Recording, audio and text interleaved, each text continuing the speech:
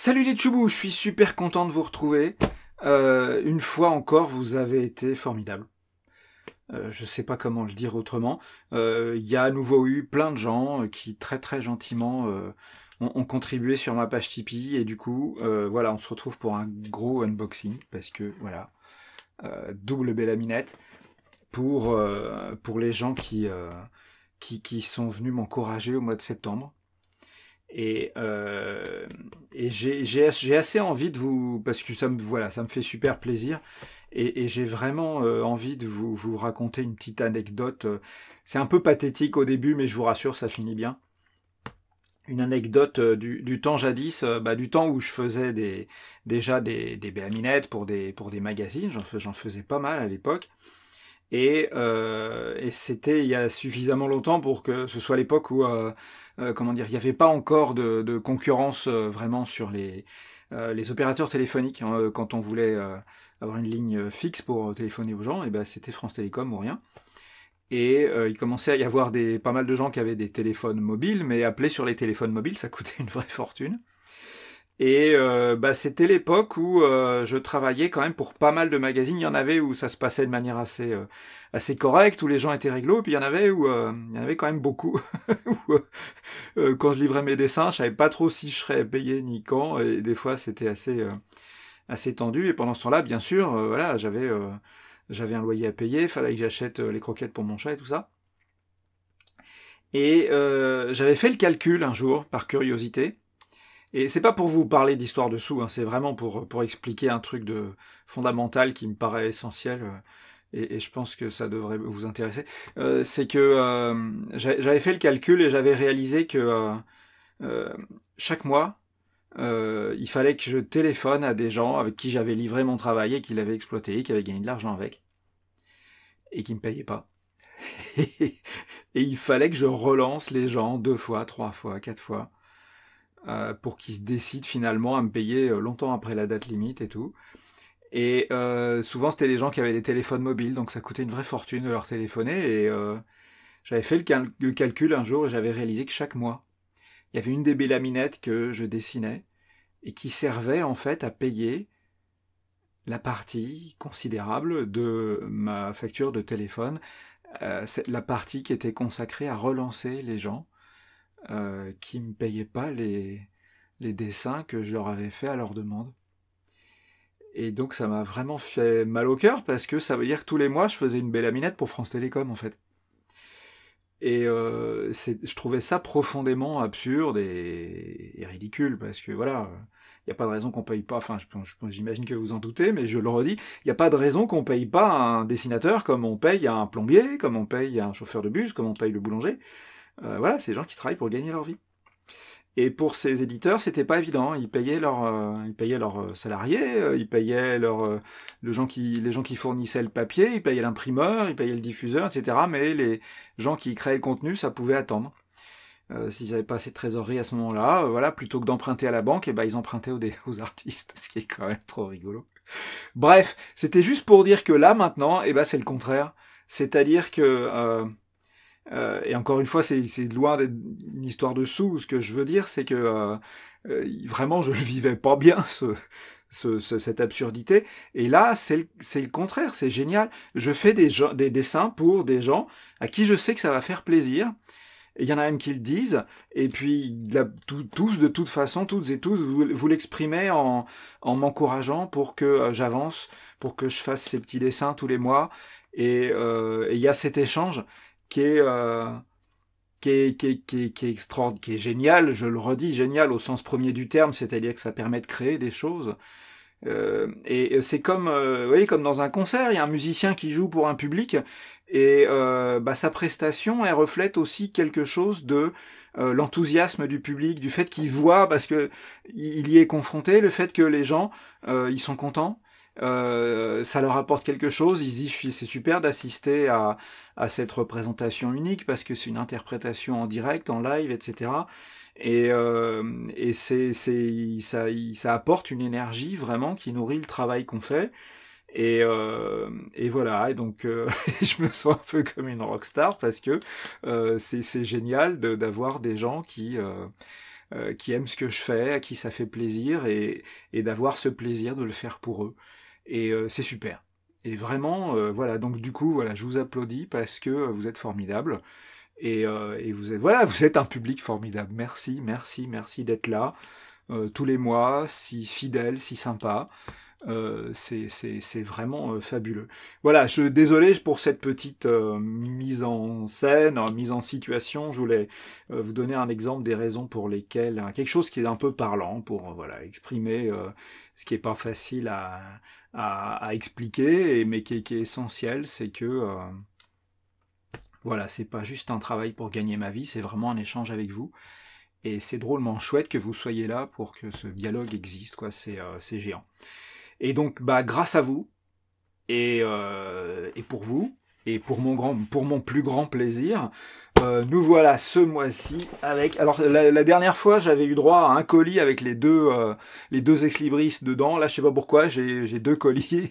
Alors ça va être la surprise parce que voilà, je vais vous les ouvrir en direct et je sais pas dans quelle boîte il y a quel ex-libris. Donc c'est encore plus rigolo. Merci l'imprimeur qui a pas fait exprès. Mais voilà, donc j'attaque avec mon gros cutter. On va ouvrir ça.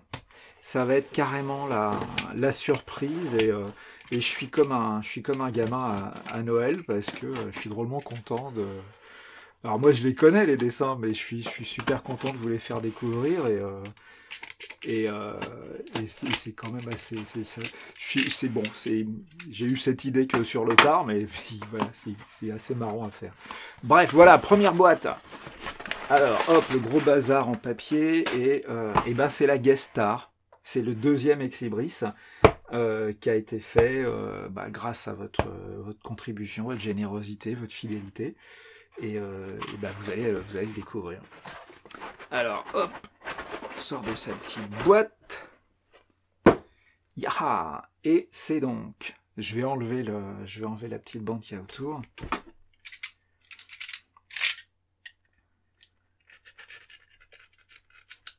Hop là, voilà. C'est donc une bélaminette que j'ai réalisée pour le magazine de jeux de rôle bien connu, Casus Belli, dans les années 90. Est-ce que c'était 93 ou 95?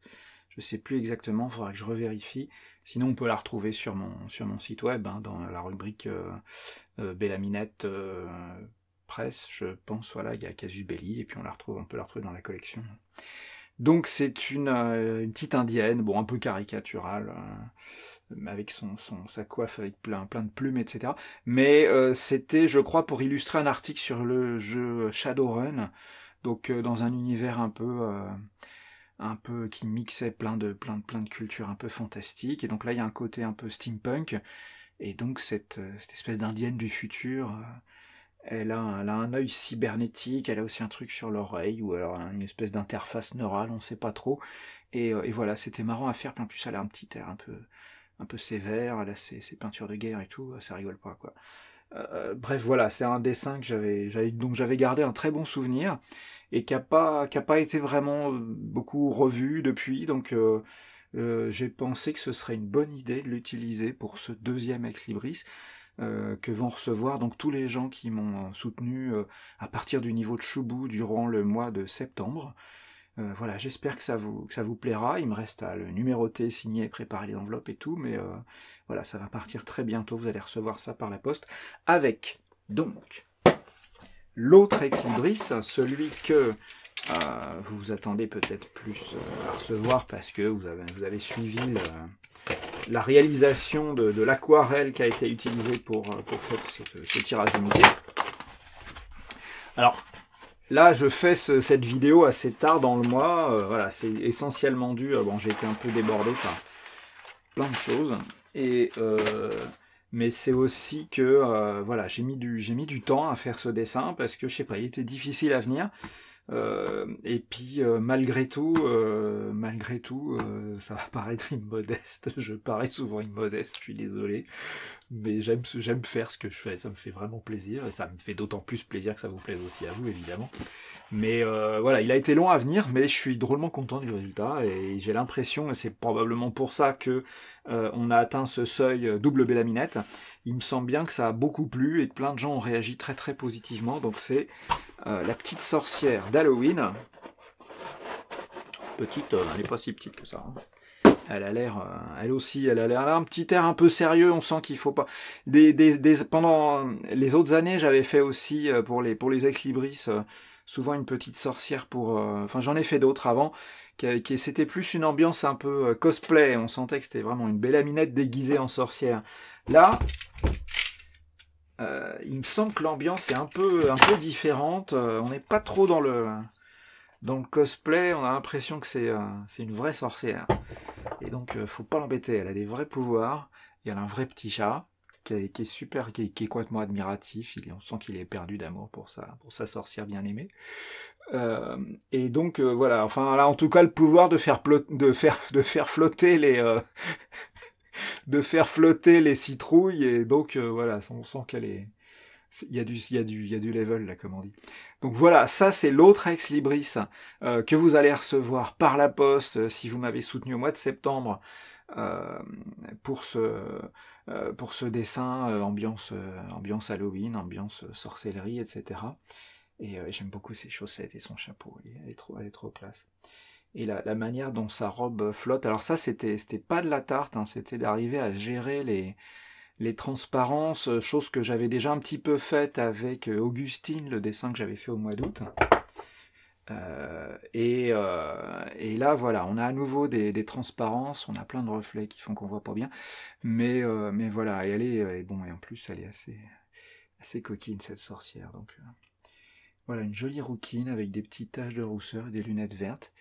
Vous en profiterez d'autant mieux quand vous recevrez ce tirage limité parce qu'elle est super bien imprimée, comme chaque mois. Vraiment, je suis content du résultat. J'espère que vous appréciez aussi la qualité et du support et de l'impression qui rend plutôt pas mal ce qui était l'original, l'aquarelle au même format en fait. Hein, c'est imprimé quasiment au millimètre près au format de l'illustration originale.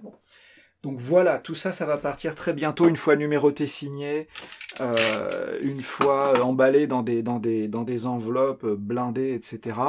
Voilà, donc ça c'était la partie unboxing. Donc voilà, vous avez découvert la petite indienne en guest star. Et je vais pouvoir maintenant, en plus, me faire ce grand plaisir de pouvoir offrir des originaux à quelques-uns d'entre vous. Et donc ça aussi c'est un grand moment parce que voilà, je parlais des éditeurs qui étaient parfois un peu indélicats. Je me souviens de quelques dessins que j'aimais bien et dont j'ai jamais récupéré les originaux parce que parfois ça disparaissait comme ça. Quelqu'un qui s'est fait plaisir et je trouve drôlement plus agréable de pouvoir les offrir à des gens qui aiment bien ce que je fais plutôt que. Bon, j'imagine que les gens qui avaient piqué mes dessins chez l'imprimeur ou quoi, c'était aussi des gens qui aimaient bien mon travail, mais s'ils avaient demandé, ça aurait été quand même plus sympa. Bref, je vais ressortir mon magnifique couvercle de boîte à chaussures et puis les dés, les fameux dés que je planque dans ma poche parce que s'il y a un chat assistant qui se pointe et qui veut me les piquer, ça va être un peu difficile. Et je vais vous lire la liste des gens qui participent au premier tirage au sort qui va servir à attribuer le crayonné original de cette petite sorcière. Et donc la liste, il faut que j'attrape le bon. Alors attends, hop, c'est. Hop. Voilà. Et voilà. Clic, clic. Alors, on va prendre la caméra si elle veut bien, si je ne fais pas tomber son support. Et voilà. Alors, la liste des participants à ce tirage, qui sont donc 50 en tout, ce qui veut dire qu'on va faire un tirage sur 100. et qui va nous permettre d'avoir un chiffre entre 1 et 50, et puis si c'est 0 ou 51 et plus, on recommencera, vous connaissez la musique. Alors, il s'agit donc de The Touille, Omiran, Christophe Pichon, F 27 79 74 00 1 53 69 96 2, j'ai réussi à le dire. Canard, Bathias, Pascal, Dark 70, Mohan, F 10 21 29 98 32 80 99 36 8, Mordicus, Nicolas Caplier, Flore, Anne, Eric Kao, King Thorfinn, Jérôme qui te lit depuis Micronews. Alors bon, je vais faire une mise au point, c'est trop rigolo. Juste un rappel. Sur une légende urbaine, il y a plein de gens qui sont des nostalgiques de l'époque de ces magazines que j'évoquais d'ailleurs juste avant en termes parfois peu élogieux, même si, comme je le redis, il y en a qui étaient très corrects. Je n'ai jamais dessiné pour Micronews, jamais. Alors je pense qu'il y a des gens qui se souviennent de cette époque avec tendresse et nostalgie et qui rattache peut-être mes dessins à cette revue, mais voilà, à ma connaissance, en tout cas, moi que Micronews ait diffusé des dessins de moi sans que je le sache, mais j'ai jamais dessiné pour eux, quoi. J'ai bossé pour plein d'autres magazines, mais voilà, j'ai rien fait pour Micronews. Donc voilà, je voulais rétablir cette vérité historique, mais bon, disons que c'est depuis l'époque de Micronews, voilà, bref. Donc après Jérôme qui te lit depuis Micronews, Agomar, Laszlo, Acoustic Geek, Seb, Nigor, Baramine, Ovn 76, Toussoxe, Sambaye, Ben, Ken, Hobbit, Joël, Christine, Arcadie, Denet, Olivier Roux, Dan C, Cédric, Tom, Lucie, Nitro, Fopossum, Rem, Gibriard, Radam 30, Rémi, Caïm, Félix Glu, Xu, Manuel Trappier, Haribo, Keltounet, Marc, Cynthia, Fluffy, Kawaii, Joe et Furet Pourri. Il y a quand même tout un tas de pseudos assez rigolos. Peut-être un jour faudra que je fasse un dessin pour récompenser le pseudo le plus marrant, le plus loufoque, mais bon, ça serait en même temps un peu subjectif. J'aime bien le système du tirage au sort. Donc, vous avez vu, il y a en tout 50 personnes qui sont numérotées dans ma liste de 1 à 50. Donc, j'ai de quoi là avec des dés magnifiques, voilà, le dé rouge, le dé bleu, comme pour sortir de la matrice.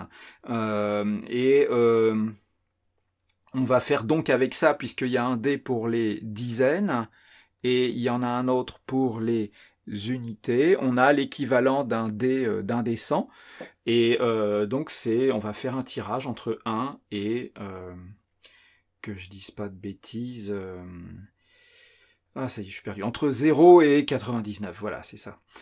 Donc si comme c'est numéroté de 1 à 50, si c'est 0, ça marche pas, on recommence. Si c'est 51 et plus, ça marche pas, on recommence. Et si c'est entre 1 et 50, eh bien on a une gagnante ou un gagnant. Voilà, c'est pas compliqué. Hop là. Et donc ce tirage, il est bel et bien, je le rappelle, équiprobable, c'est-à-dire que chaque participant a exactement les mêmes chances. C'est pas du tout comme si je faisais un tirage avec avec 2 dés 6, etc. Enfin bon, voilà. Là, on a l'équivalent d'un dé 100. Donc, attendez, je change de main. Je me suis perdu là. Voilà. Cadrage sur mon couvert de boîte à chaussures. Voici mes 2 dés pour faire un tirage sur 100. Et c'est parti, mon plaisir. Voilà. Et ben là, on a 0, 0, 4. C'est la personne qui est numérotée 4 qui a gagné le crayonné. Et cette personne, c'est...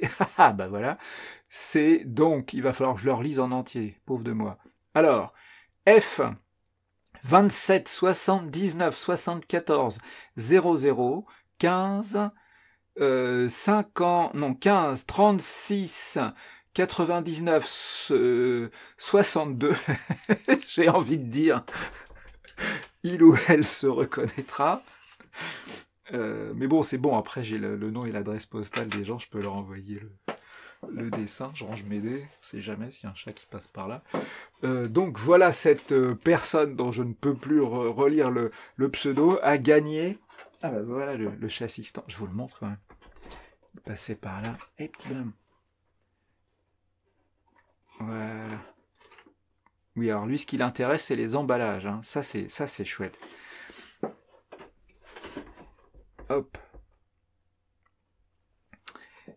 Voilà, remise au point. Donc, cette personne au pseudo euh, illisible mais fortement identifiable a gagné le crayonné, donc à la mine bleue et à la mine noire 2B, ou plus 4B, 5B, je sais plus, sur un papier croquis 90 grammes. Voilà, cette personne a gagné et va recevoir par la poste, avec les ex-libris bien sûr, le crayonné original de la petite sorcière qui a ensuite été décliné en couleurs. Hop là, je mets ça à l'abri. Et donc nous allons pouvoir procéder au deuxième tirage au sort, avec cette fois-ci un dé à 20 faces qui sont numérotées de 1 à 20. Puisque là, ça concerne les gens qui m'ont soutenu à partir du niveau Tchouboum, et qui sont, comme vous le voyez, 14. Christophe Pichon, Bathias, Moham, Agomar, Acoustic Geek, Toussox, Christine Arcadie, Tom Gibriard, Manuel Trappier, F, le même en fait, voilà, Laszlo et Caïm. Et donc, comme ils sont 14, je vais pouvoir utiliser ce dé à 20 faces. Donc si c'est 1 à 14, on a une gagnante ou un gagnant, et puis si c'est 15 et plus, on recommence. Ok ? Alors c'est reparti, recadrage sur le couvercle de boîte à chaussures, mon dé à 20 faces, et pour l'épaule. Hop là, et ben on a un 7. Alors, qui est numéro 7 ? Le numéro 7, c'est Christine. Mise au point, c'est pas ça. Voilà. Eh bien, Christine a gagné l'original à l'aquarelle de la sorcière d'Halloween. Voilà, donc c'est sur un beau papier torchon, ce qu'on appelle, qui est légèrement texturé, mais c'est pas, vous voyez, c'est pas le truc granuleux de certains papiers aquarelles, ça j'aime pas trop. Là, c'est un papier, voilà, qui a l'air un petit peu légèrement bosselé, mais ça ne nuit pas du tout à la définition du dessin. Et donc voilà, ça fait un bel original, je trouve. Elle est quand même particulièrement sympa. Franchement, j'aime beaucoup cette petite sorcière avec son air un peu. On sent qu'elle a vraiment, elle a vraiment des pouvoirs, quoi. C'est pas pour de rire. Même si, voilà, la petite citrouille, elle est, je sais pas si on voit bien. La petite citrouille, elle a des yeux en forme de cœur, donc voilà, elle est contente d'être là. Et le petit chat aussi, évidemment, qui est en admiration devant sa maîtresse. Voilà. Les tirs. Ah, voilà, chassistant, donc chasse au dé. Ça va mon bonhomme, tu viens dire bonjour? Allez, viens faire un petit coucou à la caméra. Voilà, c'est Fender, le chassistant qui est encore un chaton mais qui grandit à toute vitesse. Allez, tu vas jouer? Hop. Voilà, c'était la petite vidéo du mois pour remercier tous les gens qui m'ont si gentiment soutenu au mois de septembre et qui vont donc pouvoir recevoir en ce mois d'octobre, un peu tardivement, encore une fois, je suis désolé, j'ai mis plus de temps que d'habitude pour faire un certain nombre de choses, et puis j'ai fait plein de trucs dont j'ai hâte de vous parler, parce que j'ai des trucs à vous montrer, mais c'est encore un peu tôt, il y a plein de raisons pour lesquelles c'est pas encore évident de vous les montrer, mais ça va venir bientôt. Et donc voilà, je vous remercie encore beaucoup, donc aussi pour votre patience. Et je vous retrouve très bientôt avec d'autres dessins. Et voilà, et passez un bon Halloween surtout, et amusez-vous. Ah non, le dessin. Voilà. Bon, voilà, l'assistant est en train de compromettre de risquer de compromettre l'intégrité des dessins originaux, donc je vais m'en tenir là. Merci à toutes et à tous, à très bientôt.